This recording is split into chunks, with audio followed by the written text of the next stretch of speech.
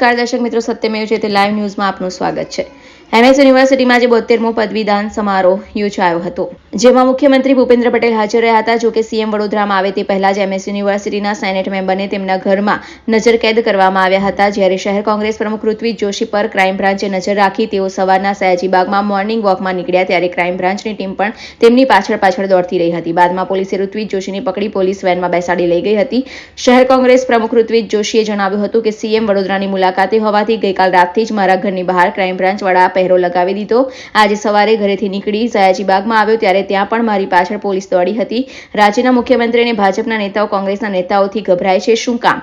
એક તરફ એમએસ યુનિવર્સિટીના વિદ્યાર્થીઓનો પદવીદાન સમારોહ યોજાયો હતો અને બીજી તરફ આ જ યુનિવર્સિટીમાંથી ભણી ચૂકેલા વિદ્યાર્થી નેતા અને વર્તમાન શહેર કોંગ્રેસ प्रमुख ने नजरकैद થવું પડ્યું હતું। गुजरात राज्य के मुख्यमंत्री और बीजेपी के नेताओं को शर्म आनी चाहिए कि वडोदरा में अभी कुछ ही दिनों पहले जो हरणी लेक जोन में जो मानव सर्जित जो हत्याकांड हुआ उसमें 12 निर्दोष बच्चे छोटे छोटे और 2 शिक्षक की उनको जान गंवानी पड़ी, क्योंकि वडोदरा कॉरपोरेशन में जो भ्रष्टाचार हो रहा है बीजेपी के शासन में, और वो भ्रष्टाचार की सज़ा छोटे बच्चों को मिली।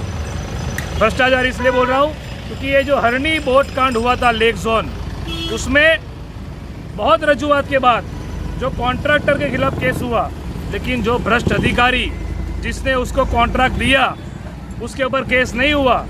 जो भ्रष्ट अधिकारी जिसकी जिम्मेदारी थी वो बोट बराबर है कि नहीं, वहाँ पे विजिलेंस होना चाहिए था, वो भ्रष्ट अधिकारी पे केस नहीं हुआ।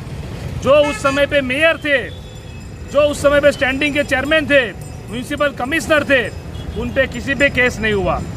कॉन्ट्रैक्टर पे हुआ है, लेकिन जो पावर में है, सत्ता में है, उनके ऊपर केस नहीं हुआ।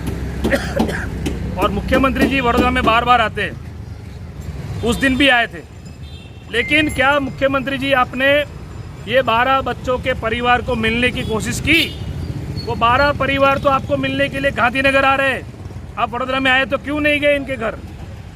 आज वो 12 परिवार न्याय मांग रहे हैं कि जो भ्रष्ट अधिकारी है, जो भ्रष्टाचारी लोग हैं, जो बीजेपी के शासन में भ्रष्टाचार, क्योंकि हम सब जानते हैं पिछले 25 साल से वडोदरा में बीजेपी का शासन है।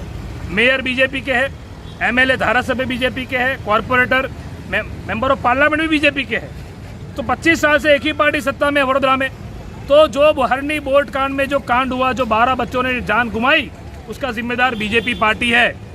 और ये भ्रष्ट अधिकारी को इसलिए बचा रहे हैं क्योंकि अगर भ्रष्ट अधिकारी जेल के पीछे जाएगा तो बीजेपी का भी नंबर, बीजेपी के नेता का भी, उस समय के जो भी नेता थे उनका नंबर आने वाला है।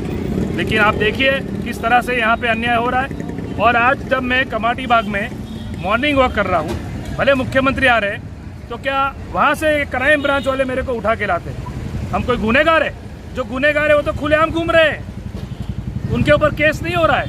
कांग्रेस पार्टी बार बार बोल रही है कि जो निर्दोष बच्चों की जिन्होंने जान ली, वो कॉर्पोरेशन के भ्रष्ट अधिकारी, वो जो मेयर थे, जो स्टैंडिंग के चेयरमैन थे, म्यूनिसिपल कमिश्नर थे, उनके खिलाफ क्यों केस नहीं है? लेकिन उनको बचाने की साजिश हो रही है। और ये आज वडोदरा में इन बच्चों के साथ हुआ, इन परिवार के साथ हुआ। अगर प्रजा जागरूक नहीं होगी तो कल उठ के किसी की बच्चे की समय आ सकता है, इनके भ्रष्टाचार की सजा किसी और को हमको मिल सकती है। जागरूकता लाने की ज़रूरत है। जो स्कूल अथॉरिटी है, वो स्कूल अथॉरिटी के सामने भी केस नहीं हुआ है, बार बार रजूआत की है। यानी आज न्याय मांगने के लिए भी रजूआत करनी पड़ रही है, और रजूआत सुन नहीं रहे, और ऊपर से हमारी आवाज़, कांग्रेस पार्टी की आवाज़ दबाने की कोशिश हो रही है। लेकिन हम डरने वाले नहीं। मुख्यमंत्री जी और बीजेपी के नेता चाहे कितनी भी पुलिस बुलाए, चाहे जेल में डाले, हम प्रजा का जो 12 परिवार के साथ जो अन्याय हुआ है उनको न्याय दिलाने के लिए हमारी जो मुहिम है वो चालू रहेगी। हम डरने वाले नहीं हैं। रिपोर्टर सनी सिंधे, सत्यमेव जयते लाइव न्यूज़, वडोदरा।